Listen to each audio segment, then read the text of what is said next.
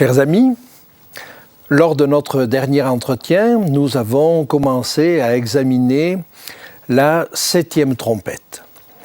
Et nous n'avons pas tout à fait fini l'étude de ce texte et nous avions terminé sur cette notion qui se trouve au verset 17 que Dieu, à partir de ce moment-là, va saisir sa grande puissance alors que jusque-là, il l'avait bridée pour appeler le plus grand nombre possible de ses enfants. Je vous invite donc maintenant à lire le verset 18. Chapitre 11, verset 18. Les nations se sont irritées et ta colère est venue.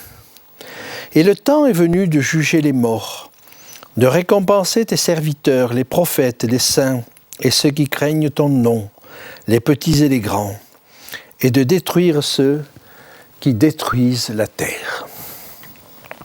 Les nations se sont irritées.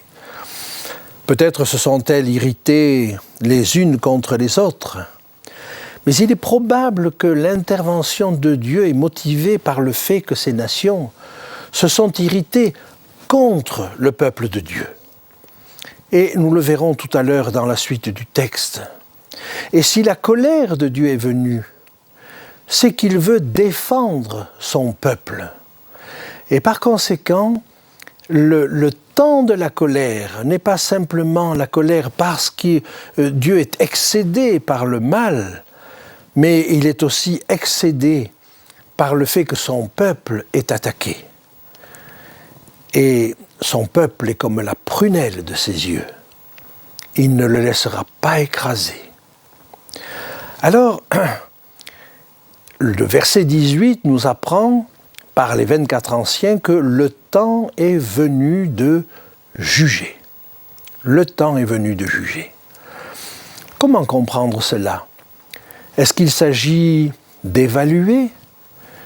Non, ce temps-là est passé. Et quand nous regardons de quel temps il s'agit, nous nous rendons compte que c'est le temps de la sentence. Relisons ce texte. Le temps est venu de juger les morts, mais non pas d'évaluer, mais, comme le dit le texte, de récompenser tes serviteurs, les prophètes, les saints, et ceux qui craignent ton nom, les petits et les grands, et de détruire ceux qui détruisent la terre. Le temps n'est plus à la délibération, le temps est à l'exécution de la sentence. Et l'exécution de la sentence, eh bien, c'est de récompenser tes serviteurs. Et c'est aussi de détruire ceux qui détruisent la terre. Vous voyez comment les 24 anciens interviennent et donnent leur aval. Il ne s'agit pas pour eux de commander Dieu, mais de dire oui, maintenant le temps est venu. Tout ce qui avait pu être fait a été fait, il faut aller de l'avant. Alors, vous avez noté également qu'il est question de récompenser les prophètes, il est question de récompenser les saints, mais aussi ceux qui craignent Dieu. Dans l'Église primitive, ceux qui craignent Dieu étaient les nouveaux convertis, les non-juifs qui s'intéressaient à Dieu et qui se rapprochaient des Juifs. Pour les Juifs, ils n'étaient pas juifs, ceux qui s'approchaient de Dieu, mais ils étaient des craignants Dieu.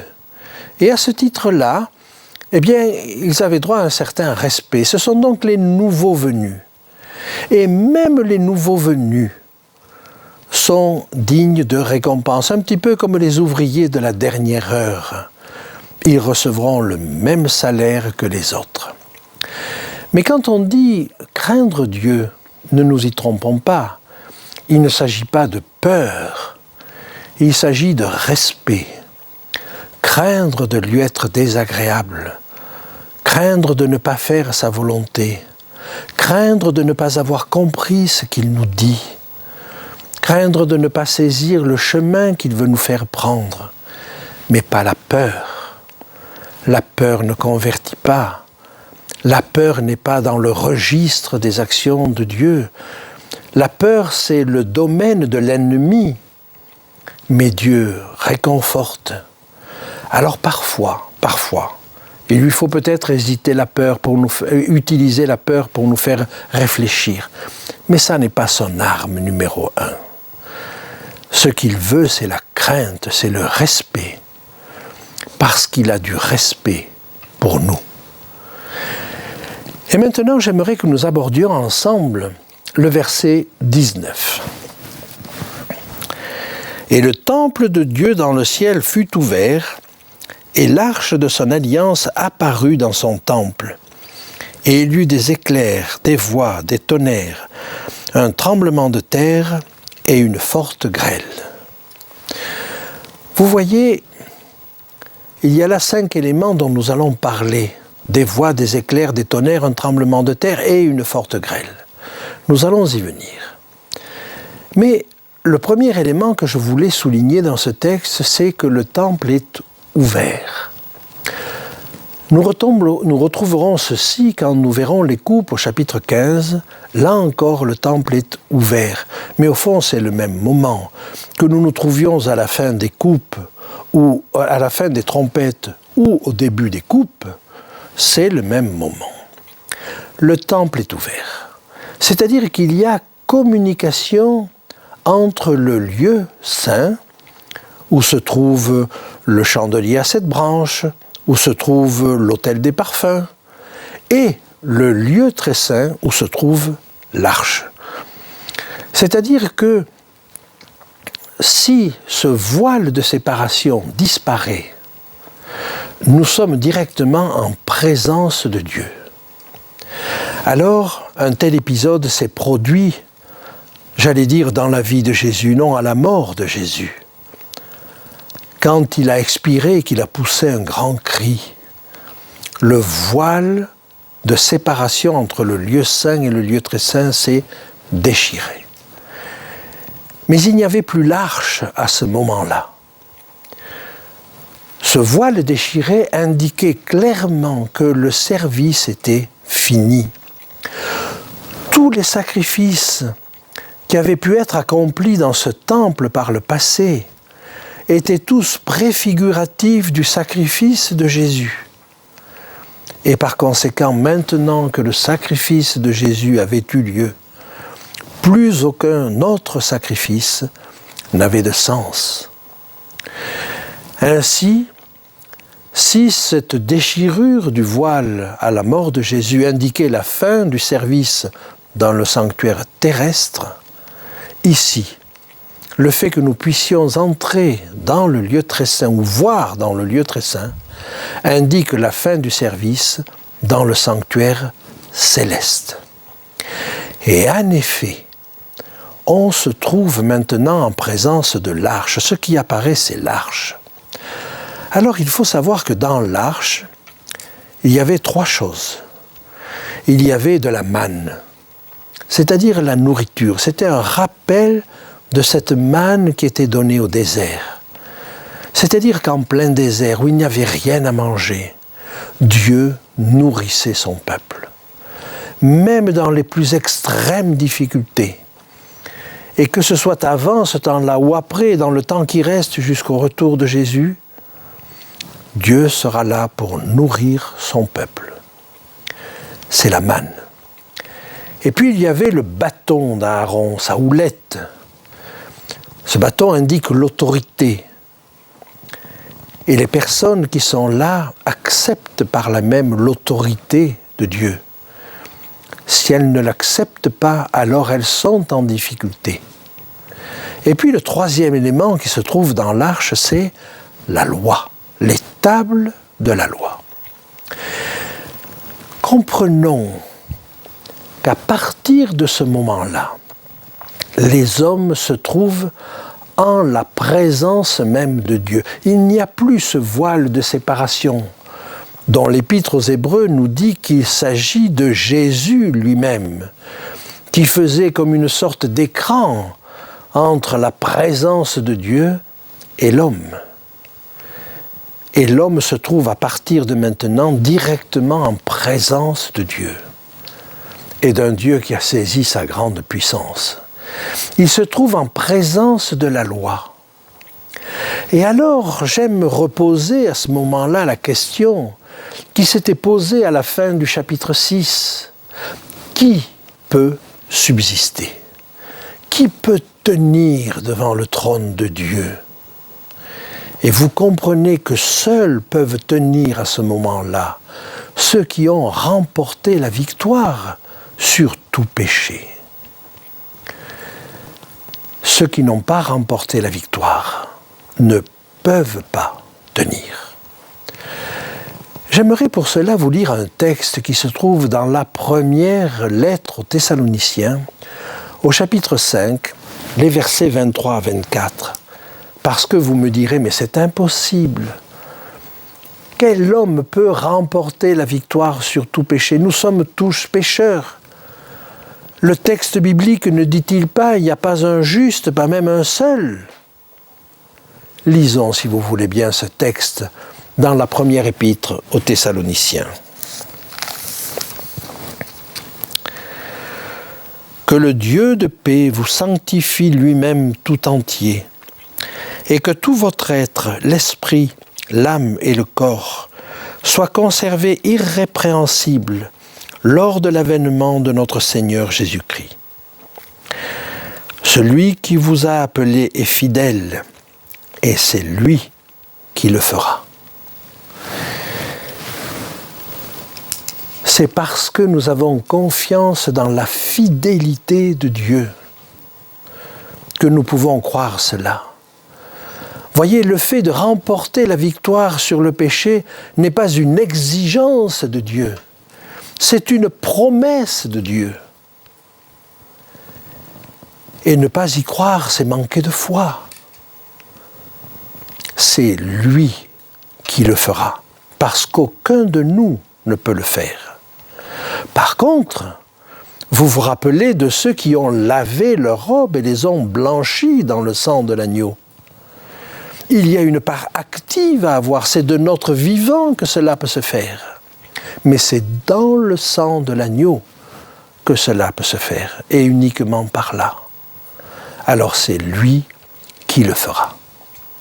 Et maintenant, j'aimerais aborder les 5 éléments qui nous sont présentés ici. Des voix, des éclairs, des tonnerres, un tremblement de terre et une forte grêle. En réalité, ces 5 éléments sont liés à la présence même de Dieu. C'est parce que nous sommes en présence de Dieu que toutes ces manifestations se présentent. Alors, on retrouvait déjà cela au mont Sinaï, quand Dieu a donné la loi à Moïse. Et je vous invite à le lire dans le livre de l'Exode, au chapitre 19, au verset 16, versets 16 à 18. Le 3e jour au matin, il y eut des tonnerres, des éclairs et une épaisse nuée sur la montagne. Le son de la trompette retentit fortement, et tout le peuple qui était dans le camp fut saisi d'épouvante. Moïse fit sortir le peuple du camp à la rencontre de Dieu, et ils se placèrent au bas de la montagne. La montagne du Sinaï était tout enfumée, parce que l'Éternel y était descendu au milieu du feu.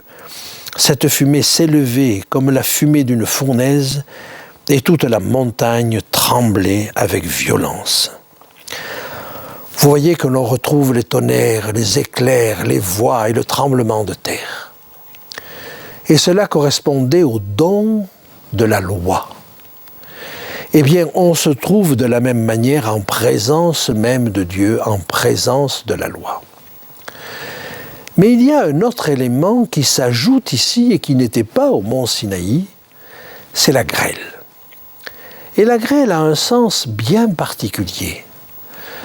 Cette grêle, nous allons en trouver le sens dans le livre de Josué, au chapitre 10 et au verset 11. Il s'agit de la conquête de Canaan, et vous allez voir que Dieu a aidé à la conquête de Canaan. On peut lire à partir du verset 10. « L'Éternel les mit en déroute devant Israël, et Israël leur fit éprouver une grande défaite près de Gabaon.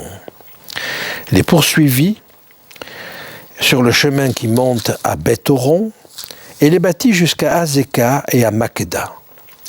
Et comme ils fuyaient devant Israël et qu'ils étaient à la descente de Beth-horon, l'Éternel fit tomber du ciel sur eux de grosses pierres jusqu'à Azéka, et ils périrent. Et ceux qui moururent par les pierres de grêle furent plus nombreux que ceux qui furent tués par l'épée des enfants d'Israël.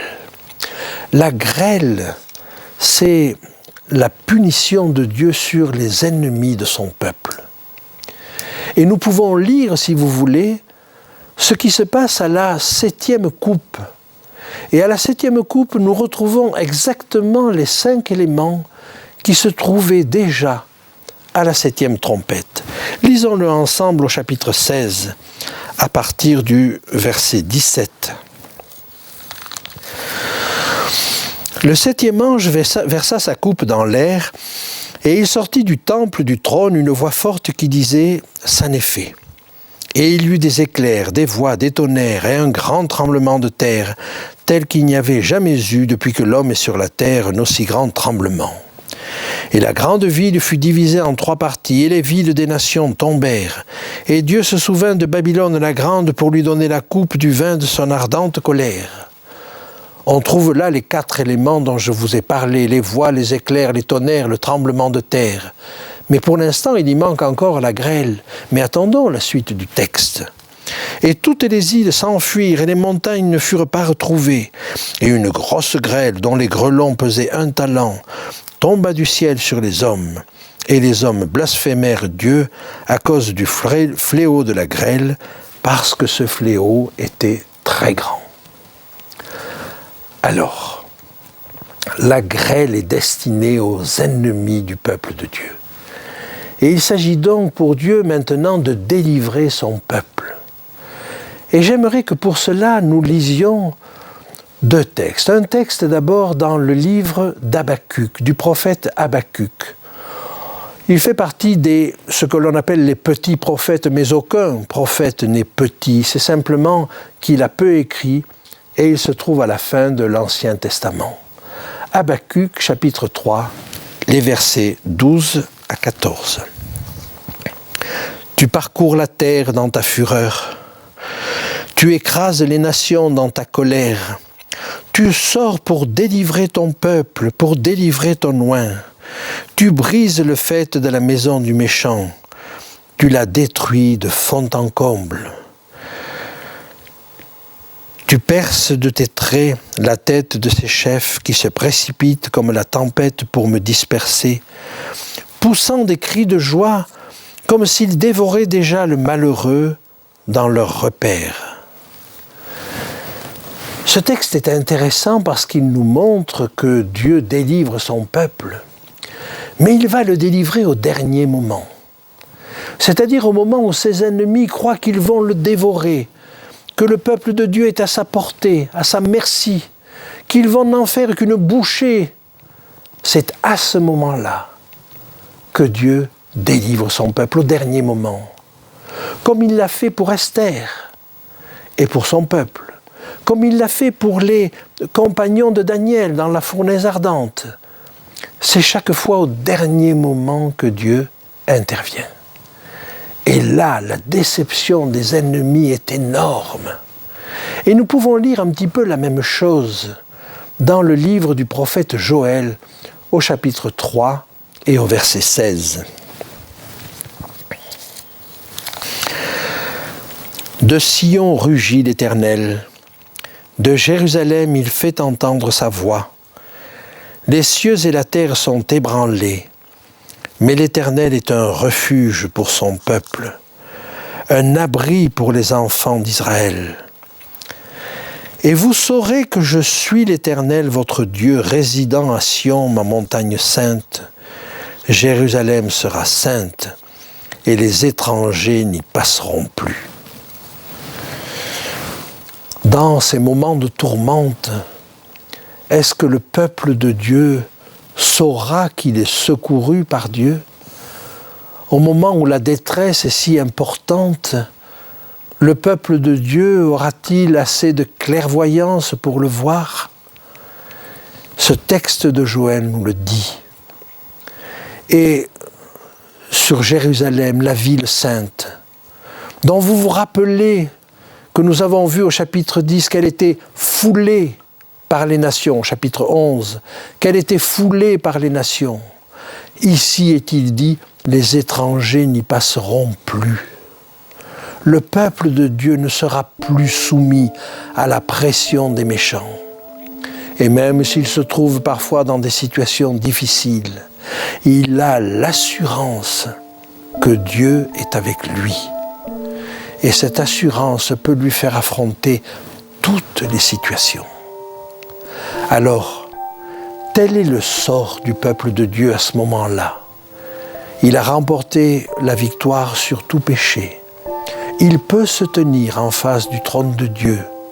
Il peut se tenir en face de la loi, non pas par ses propres forces, mais parce qu'il est en communion intime avec son Dieu. Et cette communion lui donne l'assurance que Dieu le protège, que Dieu le garde et que dans les circonstances les plus adverses, il ne sera jamais abandonné.